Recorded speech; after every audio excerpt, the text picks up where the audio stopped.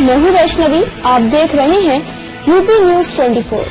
आइए नजर डालते हैं आज की मुख्य खबर पर। गाजीपुर में ओम प्रकाश राजभर पर हमले का मामला। अरुण राजभर ने लखनऊ में प्रेस कॉन्फ्रेंस कर हमले पर नाराजगी जताई। सरकार पर गुंडों को संरक्षण देने का आरोप। ओम प्रकाश राजभर की हत्या कराने का अंदेशा जताया। हमले को लेकर सुभाषपा थाने पर देगी तहरीर। अरुण राजभर ने ओपी राजभर की सुरक्षा बढ़ाने की मांग की। 3 हमले हो चुके, अभी तक कोई कार्यवाही नहीं हुई। हमला करने वाले लोगों को संरक्षण मिल रहा है। अगर 24 घंटे में कार्यवाही नहीं होती है तो प्रदेश के सभी थानों पर प्रदर्शन करेंगे। का मकसद साफ है। वहाँ हमेशा से ठाकुर लोगों को ये पसंद नहीं आता है कि ओम प्रकाश राजभर जहूराबाद में चले, क्षेत्र में दौरा करें। उन लोगों को एक टीस है हमेशा। आएगा थाने पर, मौके पर हम लोगों के कार्यकर्ता थाने पर तहरीर लेकर के जाएंगे, जा करके वहाँ अपनी फरियाद देंगे।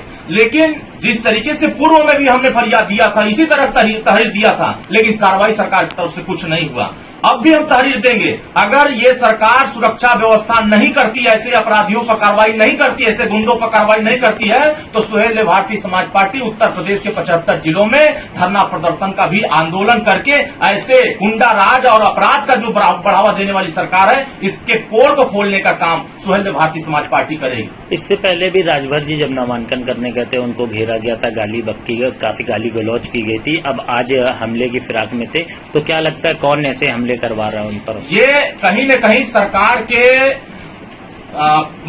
देख रेख में पल रहे गुंडे हैं, जिनको संरक्षण सरकार के लोग देते हैं। जैसे बनारस में घटना घटी, उसी तरीके से मऊ में घटना घटी, उसी तरीके से गाजीपुर में घटना घटी। क्या कार्रवाई हुई अब तक? बनारस वाले घटना में भी कोई कार्रवाई नहीं हुई।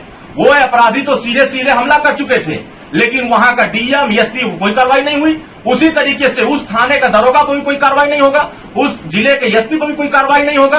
सरकार जब संरक्षण दे रही है तो ऐसे गुंडे किसी को भी घेर कर कभी भी किसी को मार सकते हैं। उत्तर प्रदेश का कोई भी विधायक इस तरह की हरकत होगी तो सुरक्षित नहीं होगा।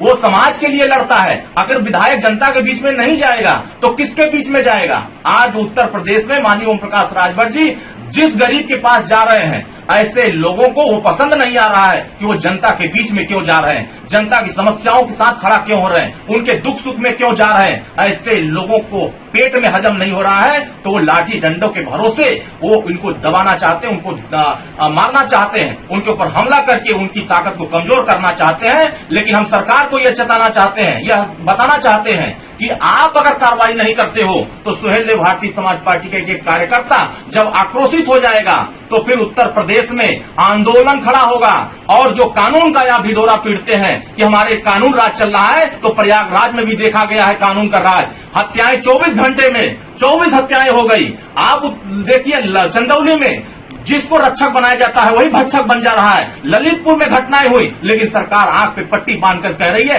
कि कानून व्यवस्था मजबूत है। अब उत्तर प्रदेश का जब जनप्रतिनिधि सुरक्षित नहीं होगा तो उत्तर प्रदेश का आम नागरिक भी सुरक्षित नहीं रह सकता है। इसलिए ये घटना स्पष्ट हो रहा है कि उत्तर प्रदेश में भारतीय जनता पार्टी के जो पाले गए गुंडे हैं, ये उत्तर प्रदेश के माहौल को खराब करके ओम प्रकाश राजभर की हत्या कराना चाहते हैं। उत्तर प्रदेश में ओम प्रकाश राजभर को देखना नहीं चाहते हैं। उनको मजबूती जिस तरीके से बढ़ रही है। अरुण जी, आज ये प्रेस कॉन्फ्रेंस आपने रखा है, क्या उद्देश्य है?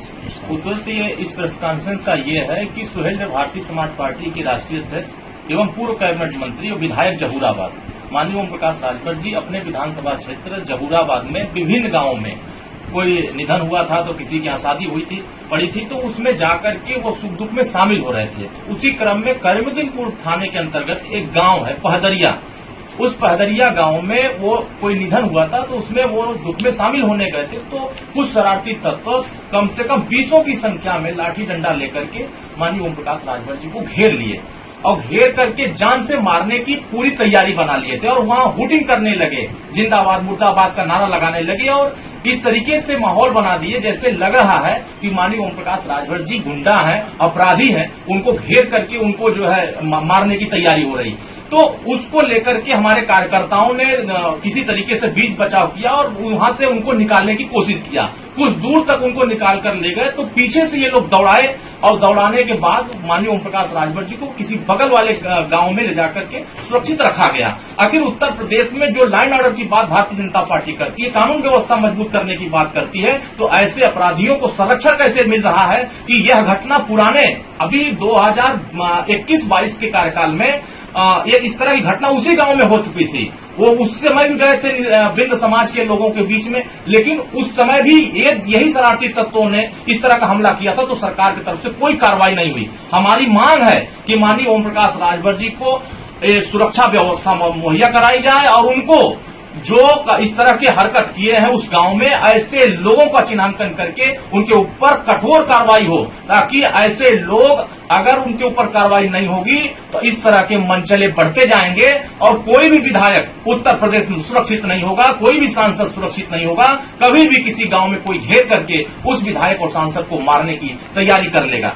इसलिए हमारी मांग है सरकार से कि माननीय ओम प्रकाश राजभर की सुरक्षा बढ़ाई जाए और ऐसे जो अपराधी की प्रवृत्ति के गांव में जो निवास करने वाले लोग हैं उनकी चिन्हांकन करके ऐसे लोगों पर कठोर कार्रवाई करें।